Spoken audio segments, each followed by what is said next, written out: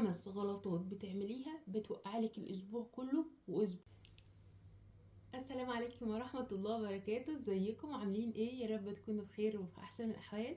وحشتوني كتير وحشنا التصوير. النهاردة جايبه لكم فيديو مهم جدا. كله بيضيع، والاسبوع هو وحدة مهمة جدا جدا جدا في التخطيط، وهي وحدة متوسطة بنقدر نقيس بيها الانتاجية بتاعتنا. ف5 غلطات بنعملهم بيضيعونا الاسبوع. هاتي ورقة وقلم وهاتي حاجة تشربيها ويلا بينا على الفيديو. اول خطوة عندنا وان احنا نخش الاسبوع مش عارفين ايه المواعيد اللي عندنا او المهام اللي موجودة عندنا في الاسبوع. اليوم ده فيه تمرين، اليوم ده فيه دكتور، اليوم ده فيه عندي محاضرات، اليوم ده فيه شغل لحد الساعة كذا. فيبقى عندك اوفر فيو كده الاسبوع، عندك كل يوم عندي فيه ايه. لو عندي يوم فيه ولادي عندي مثلا فيهم في دروس كتير، في تمارين كتير، في حاجات كتير، اليوم ده في الحاجات اللي بعد كده اللي هنقولها هيكون لي معاملة خاصة. معاملة خاصة هتريحني انا. فاول حاجة لازم يبقى عندك اوفر فيو للاسبوع والايام المضغوطة والايام اللي فيها راحة. تاني حاجة وهي ان انت لازم يبقى عندك جدول للاكلات طبقا للايام اللي احنا الاوفر فيو بتاع الاسبوع اللي احنا شفناه. الايام اللي فيها ضغط، اللي بنزل فيها في وقت طويل بره ما بين كورسات ودروس ومدارس وشغلي وكل الحاجات دي كلها، لازم اكلته تبقى بسيطة وسهلة وما تاخدش مني اكتر من نص ساعة لساعة الا ربع ساعة بالكتير قوي في المطبخ. ليه؟ لان هو اصلا يوم مضغوط، فمش محتاجه كمان ان انا ازود ضغط عليا وعلى نفسي بان انا اعمل اكله فيها تفاصيل كتير. وطبعا هرجع واقول ان الاعداد المسبق في التجهيزات الشهريه بتاعتنا بيبقى مهم جدا وضروري وبينفعك جدا في المواقف اللي زي دي. طيب، ده كان بالنسبه لتاني نقطه، وهي ان انا لازم يبقى عندي جدول لاكلات الاسبوع. النقطه الثالثه وهي ان انا لازم يبقى عندي جدول، عارفة التنظيف بتاعي هيتعمل فيه ايه طول الاسبوع، انا هعمل فيه ايه. هل انا حد باخد كل يوم اوضه، ولا انا حد بقسم شغل الاسبوع بتاعي التنظيف بتاعي على يومين، ولا انا حد كله بيقعد لليوم بتاع الويك اند يوم واحد بس اعمل فيه كل حاجه. لازم طبعا ابقى عارفه انا هعمل ايه عشان احط البيت برضو في تراك يمشي عليه والاسبوع بتاعي ما يتلخبطش. برضو هنرجع لنقطتين مهمين جدا، اللي هو انا لو عارفة انا عندي ايه في اليوم، هي بالتالي انا هقدر احط يوم انا بره فيه طول الوقت، معظم الوقت باجي البيت وقت قليل. فالاسبوع ده مش اليوم ده انا مش هينفع احط فيه اي حاجة فيها تنظيف يكون بياخد مني وقت. من الحاجات المهمة جدا ان انت تبقي عارفة، هرجع اقولها تاني، الاوفر فيو بتاع الاسبوع بتاعك، الشكل بتاع الاسبوع بتاعك. انت امتى جوه البيت، امتى بره البيت، جوه البيت عندي ضغط في الحاجات دي او لا. نيجي لرابع غلطة بنغلطها، وهي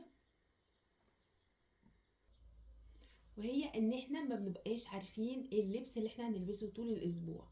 هتقولي يعني هي التفصيلة دي مهمة؟ التفصيلة دي مهمة جدا وبتساعدك جدا، خاصة لو انتي بتشتغلي وبتشتغلي عدد ساعات طويلة، او حتى لو عدد ساعات قصيرة. بس احنا بننزل مثلا على الاقل 5 ايام في الاسبوع او 4 ايام في الاسبوع، كل واحد فينا طبقا لظروف شغله.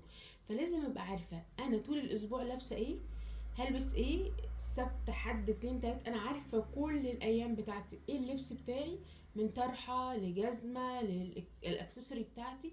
ولو انا هنزل بعد الظهر هرجع وهنزل تاني، وسي هنزل بولادي مثلا التمرين، هل انا هلبس نفس اللبس ولا بختار حاجة تبقى يعني مور كومفي، مثلا زي ان انا هلبس سويتر او هلبس سويت شيرت او هلبس هودي وهلبس عليه سويت بانت من تحت. فلازم ابقى انا عندي رؤية للبسي، انا ايه اللي محتاجاه. لبسي ده يكون مغسول ومكوي ونظيف وحاجتي جاهزة سواء ليا او لجوزي او لاولادي. دي نقطة هتريحك كتير جدا جدا. هتقولي لي يعني هي دي اللي هتفرق؟ هتفرق، لانك بدل ما هتاخدي الصبح من نص ساعة مثلا او ساعة الا ربع بتدوري وبتلفي جوه الدولاب انت هتلبسي ايه، لان انت عارفة انا هلبس النهارده 1 2 بطلعهم البسهم في اقل من 10 دقايق، بكون لابسه وجاهزه. وبرده هكذا لو ولادي بينزلوا بيبقى حاطه لهم الاطقم بتاعتهم متعلقه في شماعه، بقول له اسحب مثلا كذا والبس، او هو دول عندك، هم دول بتوع الاسبوع، اختار اللي انت عايزه والبسه ويلا بينا. ودي كانت رابع نقطة موجودة معانا، ان احنا نبقى عارفين اللبس بتاعنا اللي احنا هنلبسه طول الاسبوع. النقطة الأخيرة والمهمة والضرورية واللي الناس كتير جدا مننا بيعملوها، ان احنا بنلضم اسبوع في اسبوع من غير ما ناخد بريك في النص. الويك اند او الاجازة الاسبوعية هي مسماها اجازة عشان احنا نفصل فيها. الاجازة الاسبوعية انا مش مع فكرة ان انتي تبقي في الاجازة الاسبوعية دي واخدة اليومين بتوعك، لو انتي مثلا اجازة الجمعة والسبت ان انتي واخداهم ان انتي بتنضفي البيت وبس. آه، في الحالة دي الدنيا هتبقى صعبة، هتحسي بعد فترة انك مضغوطة. لو انتي عملتي كده هتحسي ان انتي بعد فترة انك مضغوطة، مش قادرة، مش مستحملة، مفيش وقت بتاخدوه كعيلة تجتمعوا مع بعض حتى ولو ساعتين يوم الخميس بالليل. تبقي اليوم ده اوكي في اكل بسيط انا عاملاه عشان ابقى مركزة معاهم في البيت اكتر، قاعدة بنتفرج على فيلم كرتون على اي حاجة، احنا بنجيب كوتشينة، بنجيب شطرنج، بنجيب حاجة نتجمع عليها نقعد مع بعض الساعتين دول. وان انا بخطف لنفسي وقت، ولنفترض يوم الجمعة الصبح قبل ما اصحيهم وقبل الصلاة، وبختار لنفسي وقت صغير اقعد فيه مع نفسي، اعمل فيه حاجة بحبها، ساعة واحدة لنفسك في الاسبوع وساعتين للأسرة او 3 على حسب ما ربنا يقدرك. ده مهم جدا جدا، سواء انتوا هتقعدوا في البيت سواء انتوا هتخرجوا. الخروجات يا جماعة والله والله والله يعني آه في خروجات الواحد بيصرف فيها كان بالألفين والتلاتة وبيرجع هو مش مبسوط ومش سعيد، وفي خروجات والله مش بتتكلف غير ممكن يعني مبالغ بسيطة جدا وبنرجع بيها مبسوطين. فالخروج عمره ما كان بالكتير ولا بالقليل، فالترفيه والعناية بالنفس مهمين جدا جدا في اسبوعك، عشان الاسبوع يكون فيه وقت اقدر ابقى فيه منتجة.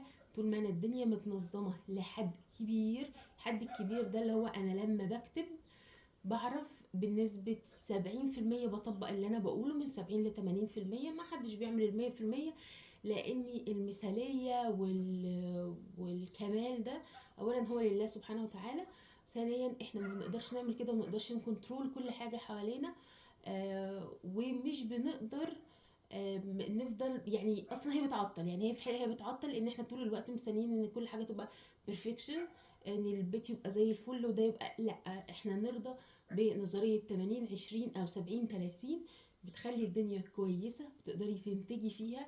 ومش لازم ابدا تبقى ال100%، لانك هتفضلي متعطله. ما هو لما الاسبوع ده 70 اسبوع 80 اسبوع 60 اسبوع 70 اسبوع تاني فيه 40، لاني ممكن ان انا ابقى تعبانه، ممكن الاسبوع ده اصلا هو مش اسبوعي انا مش قادره فيه. فمش كل اسبوع بتبقى انتاجيتنا بنفس الكميه. بس طول ما احنا بنكتب، طول ما الورقه والقلم معانا، احنا هننجز، هنقدر نوصل لحاجه كويسه. ده كان فيديو النهارده اللي حاولت ارجع لكم بيه. ان شاء الله هي سلسله فيديوهات حلوه جدا جدا جدا، انا يعني اشتغلت عليها الفتره اللي فاتت. حبيت ارجع لكم بحاجه تكون ذات قيمه، لاني زي ما انتم متعودين مني مش بحب، يعني بحب ان انا اقدم حاجه تكون كويسه، حاجه انا وتجربه مريت بيها، فتجربتي دي انا بنقلها لكم. دي الحاجات اللي قدرت تخليني يعني في انتاجيه عندي، قدرت تخليني ابقى كنترول على البيت، كنترول على كل حاجه. وان شاء الله فيديوهات جايه تانية هديكوا برضو تيبس وحاجات تانية كتيرة جدا ان شاء الله هتنفعكم، ربنا ينفع بيها. وتبقى انتوا استفدتوا فيها باي حاجه. اشوفكم ان شاء الله في الفيديو الجاي على خير، ومستنيه كومنتاتكم، لو ليكوا اي طلبات تسيبوها لي تحت في الكومنتات. اشوفكم على خير الفيديو الجاي ان شاء الله. وما توفيقي الا بالله، عليه توكلت واليه انيب. السلام عليكم ورحمه الله وبركاته.